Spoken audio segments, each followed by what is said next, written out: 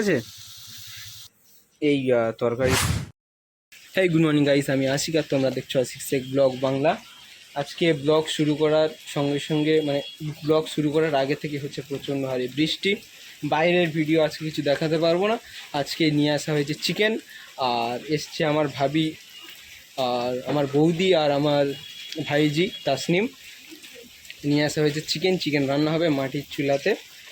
রাঁধবে আমার ভাবি। আগের বারে তো নানিকে দিয়ে বসিয়ে দেওয়া হয়েছিল রান্নার জন্য, আজকে ভাবি রাঁধবে। চলো রান্নার ভিডিও হবে সারাক্ষণ। এই যে চুলোতে আগুন দেওয়া হয়ে গেছে, এই হচ্ছে কড়া। রিফাইন্ড অয়েল ঢালা হয়ে গেল।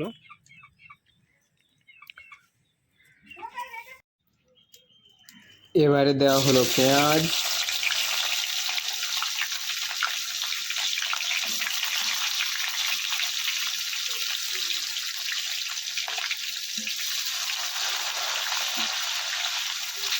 পেঁয়াজটা যতক্ষণ না লাল হবে ততক্ষণ নাড়তে থাকতে হবে।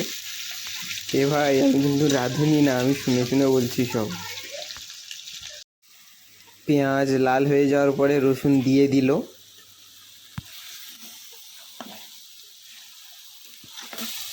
আজকে রান্না করছে তোমাদের ভাই, ঠিক আছে? সাহায্য করছে আমার ভাবি, আর রাঁধছি আমি, ঠিক আছে?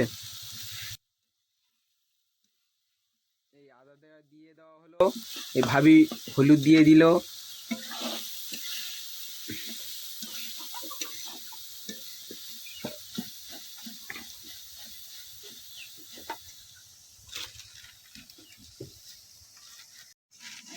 এবার লবণ দেওয়া হবে।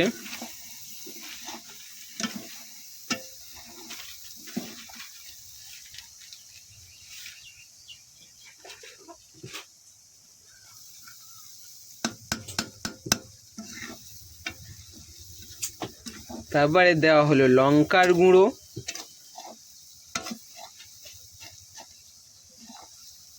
কোটো উল্টে দিয়েছে, এত দেয়? গাইস, সত্যি কি এত দেয়? আর যদি ঝাল হয় ব্যবস্থা করা হবে আমার ভাবির।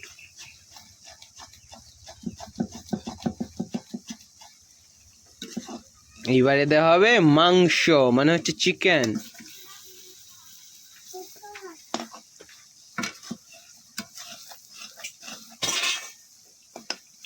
এদের এত লজ্জা ভিডিও করতে গেলে, এত লজ্জা, শরমে সব ডুবে যাচ্ছে, বুঝলে? কেউ সারা শব্দ করে না, যদি কেউ গলা শুনে নেয়।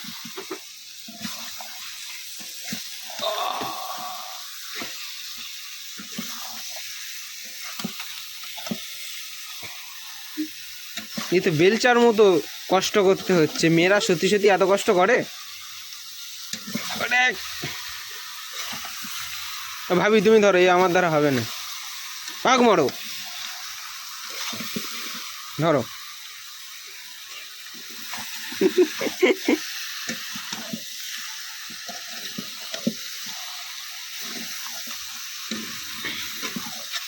সত্যি কথা বলতে আমার পাক মারাটা হচ্ছিল না, ওই জন্য ভাবির হাতে দিয়ে দিলাম। এই দেখো, ভাবি এমন নাড়া দেওয়া দিচ্ছে, এই যে তরকারিগুলো পড়ে যাচ্ছে, মানে এটা হচ্ছে পেঁয়াজ। এক সময় এই পেঁয়াজের দাম হয়েছিল 2-3 হাজার টাকা করে কেজি। এই এতগুলো পেঁয়াজ নষ্ট করছে, মানে এটা কত টাকার পেঁয়াজ নষ্ট করছে একটু ভেবে দেখেছো কি? না, এনাদের দিয়ে না রান্না করা যাবে না, কাল থেকে আমি রান্না করব। আমি এই দেখে শিখে নিচ্ছি আজকে, কাল থেকে আমি রান্না করব। আর এদিকে বাবু আন্না না পান্না কি একটা বলছে। এই রেসিপি কিভাবে করে বলবে তো, সেটা বলবে তো। আস্তে আস্তে মাংসগুলো লাল হয়ে আসবে, তারপরে তাও পাক দিতে হবে। আর উনুনের আগুন কেমন দিতে হবে সেটাও বলে দাও। যতক্ষণ না তেল ছাড়বে ততক্ষণ না এটা কষাতে হবে, কষিয়ে তারপরে অল্প করে একটু পানি দিয়ে। আচ্ছা, তারপর এই ভিডিও করুন। এই ভাবি লজ্জা পেয়ে গেছে ভিডিও করছি বলে। দূরে এই আদা দেওয়া হলো, এবারে দেওয়া হবে জল।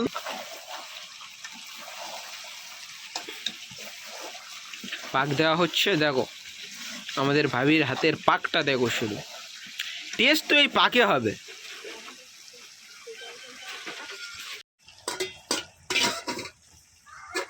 দেখো কীর্তিকলাপ, দেখো মেয়েদের। মিক্সচার মেশিনের ডাব্বা দিয়ে জল দিচ্ছে। আচ্ছা ঠিক আছে, নাড়ো নাড়ো নাড়ো।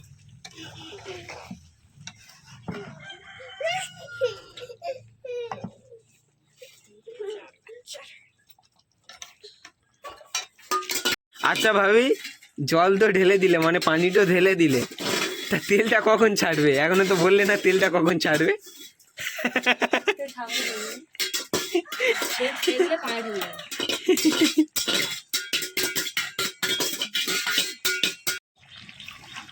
আর কতক্ষণ লাগবে রান্না হতে বলবে তো? আচ্ছা এটা কেটে বাদ দিয়ে দেবো বলো। আর আধ ঘন্টা লাগবে। আর আধ ঘন্টা লাগবে, মানে আর 30 মিনিট রান্না হতে লাগবে। আচ্ছা রান্না হোক, শেষের পর্যায়ে ফের আসবো। বসে বসে আমার পা যন্ত্রণা করছে। এই দেখুন গাইস, শালিক পাখি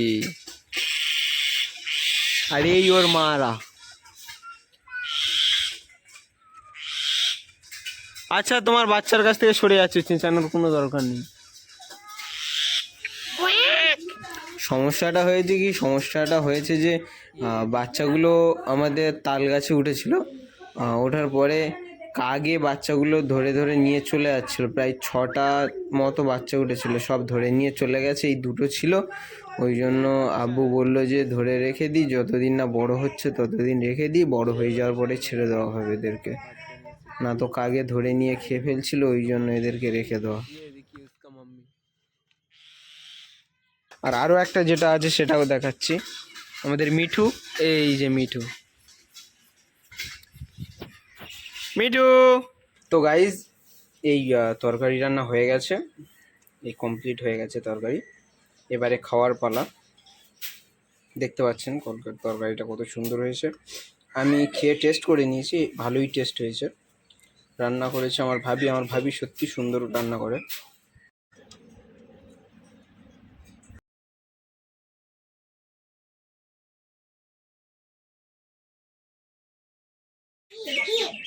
এতটা ভাত এবং এতটা তরকারি তোমাদের ভাই খাবে?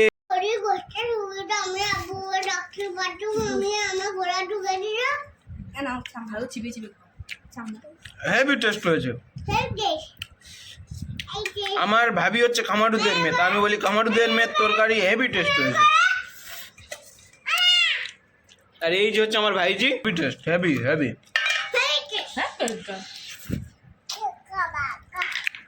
টেকনোলজি বলছি ওটা।